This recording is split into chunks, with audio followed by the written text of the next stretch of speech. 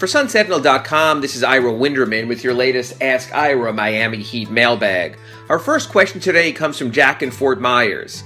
And he says, unlike previous editions of declining veterans over 30, and he uses examples such as Amari Stoudemire, Joe Johnson, Luol Deng, Sean Williams, Danny Granger, Rashard Lewis, and Shannon Brown, he contends that this year's pickups, being in their mid-20s or younger, are more suited to make a difference for the Miami Heat. And could this group allow the Heat to build their way back?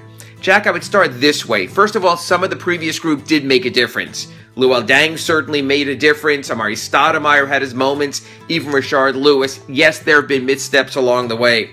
I do like what Pat Riley did in at least taking looks at players who have an upside. But I also wouldn't overstate this group. Players like Wayne Ellington, James Johnson, Derek Williams, and Luke Babbitt. I still think the priority has to be for the Miami Heat on developing what already was in-house. Players such as Hassan Whiteside, Justice Winslow, Josh Richardson, Tyler Johnson, maybe even players like Briante Weber, Rodney McGruder, and some of those who were in Summer League. In fact, my concern is this. If the Heat do play some of the players added after Dwayne Wade left, it could take critical minutes away from the Heat's true developmental players. Our second question comes from Joseph in the Philippines, and he says he's been a Heat fan since 1997, and he noticed that LeBron James stated he wants to play with Dwayne Wade, Chris Paul, and Carmelo Anthony at some point, and could that happen with the Miami Heat?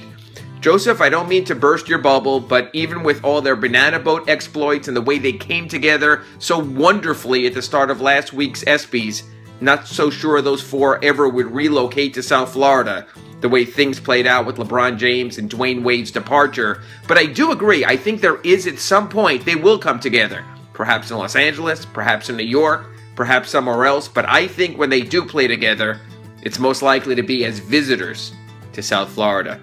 And our last question comes from Derek in Miami, who's noticed that Jarnell Stokes not only has played well in the D-League last season for the Heat, but also had a very strong Summer League. And shouldn't the Heat pick him back up? This is one of those oddities of NBA rules. Because Stokes had an option year left on his contract when the Heat dealt him in the middle of this past season, they cannot re-sign him until the middle of next season.